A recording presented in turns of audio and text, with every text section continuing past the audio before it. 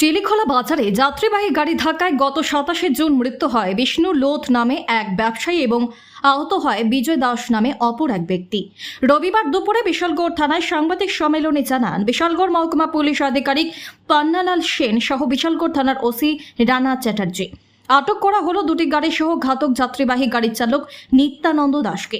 গত 27 জুন চিলিখোলা এলাকায় সন্ধ্যা রাতে বাইক সহ চিলিখোলা বাজার ব্যবসায়ী বিষ্ণু লোচ্চ তার ভাগ্নে বিজয় দাসকে TR03L1538 নম্বরের একটি বোলেরো গাড়িকে ওভারটেক করে TR033576 নম্বরের যাত্রীবাহী ম্যাক্স গাড়ি বাইক সহ ব্যবসায়ী বিষ্ণু লোধ সহ বিজয় দাসকে ধাক্কা মেরে ঘটনাস্থল থেকে দ্রুত গতিতে পালিয়ে যায়।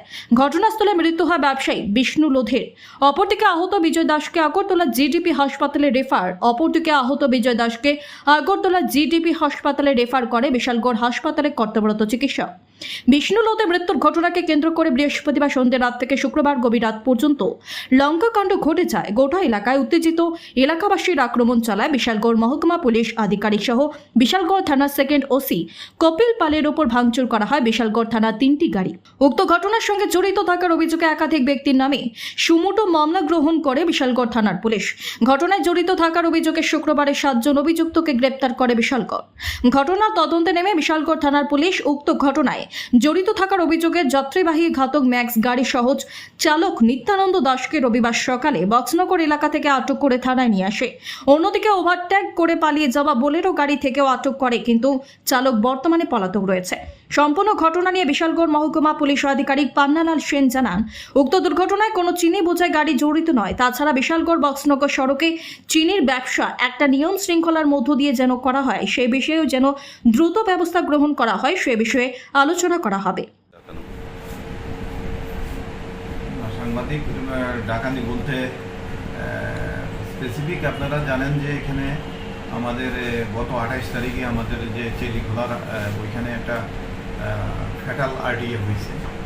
তো এটা নিয়ে সেটা সাবসিকুয়েন্টলি আপনারা তো এটা নিয়ে সেটা অবগত আছেন যে এলাকার জনগণ এখানে একটা রাস্তা রক্ষাও করছে, রোড ব্লকেটও করছে। রোড ব্লকেট করার পরে যে আমরা মানুষের এখানে কইছি যে আমরা এটা সুষ্ঠু তদন্ত করে সেটা যে ভিকটিম যে পরিবারের মানুষই হয়েছে তাদের জন্য সুষ্ঠু বিচার দিই।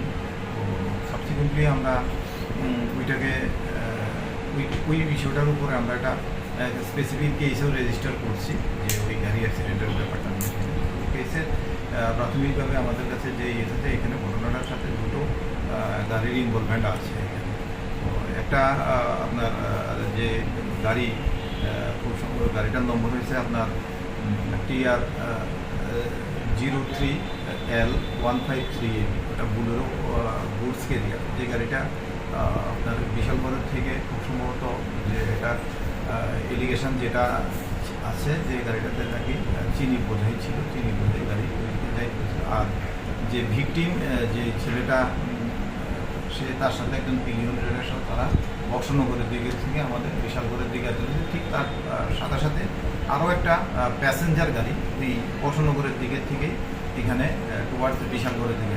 যখন তারা চিলিখোলাতে গ্রেভিয়ারটা যেখানে ঘটনাটা হয়েছে, এই ঘটনাটাতে যখন এখানে যাইতেছে এই গাড়িটা অতি দ্রুত বেগে গিয়ে আসে, যে বিশালগড়ের দিক থেকে যে গুডস ক্যারিয়ার যে গাড়িটা এটা অতি দ্রুত গতিতে গিয়ে আসে, ওই গাড়িটার একটা দিছে, বাউলানি দিছে, মানে রাস্তার ভিতরে খুব স্পিডে যেতে। তখন ওই বাইকটার সাথে প্রথমে লাইট ড্যাশিং রোডে দিচ্ছে, সাবসিকুয়েন্টলি ওই প্যাসেঞ্জার গাড়িতে পিছের প্যাসেঞ্জার গাড়িটার সাথেও এই বাইকের যারা আরোহী আছে তো তাদের কোলাইড হয়েছে।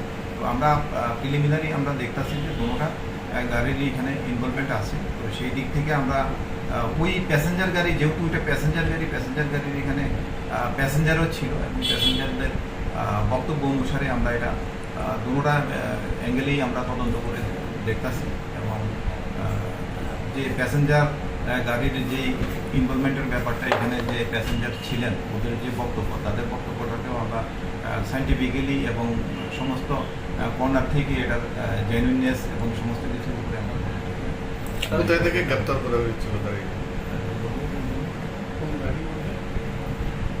গাড়িটা যে ম্যাক্স গাড়িটা তো ঘটনার পরে তারা অ্যাক্সিডেন্ট থেকে স্টোর করেছিল। আমরা গতকালকে রাত্রে তাদেরকে লোকেট করেছি এবং গাড়ি এবং গাড়ির ড্রাইভার এটা আমরা নিয়ে এসেছি। চালককে কয়জন চালককে আটক করেছে? চালক তো যে ম্যাক্স গাড়ির চালককে অ্যাটাক করা হয়েছে বা আছে। স্যার গতকাল Actually থেকে বিষয়টা হচ্ছে ওই যে প্যাসেঞ্জার গাড়ি, যেহেতু এখানে ঘটনাটার ভিতরে গাড়িটার ভেতরে প্যাসেঞ্জার ছিলেন, যাদেরকে আমরা গাড়িতে যে প্যাসেঞ্জারগুলি ছিলেন ওই প্যাসেঞ্জারদের বক্তব্যটাকে যেহেতু তাদের একটা সে যেহেতু গাড়ির মালিকও না কেউ না, একদম প্যাসেঞ্জার ডিফারেন্ট প্লেসের প্যাসেঞ্জারের মাধ্যমে, তো সেটা আমরা ভেরিফাই করে যেটা আপাতত আমরা স্যার যেটা- গতকাল থেকে সামাজিক মাধ্যমে একটা ঝড় উঠছে যে এখন চিনির গাড়িগুলি গ্রামের রাস্তা ব্যবহার করছে, কদমতলী এবং ব্রজপুর দিয়ে সেই গাড়িগুলো যাচ্ছে আচ্ছা, সামাজিক মাধ্যমে। এই বিষয়ে কি আপনারা অবগত হয়েছেন?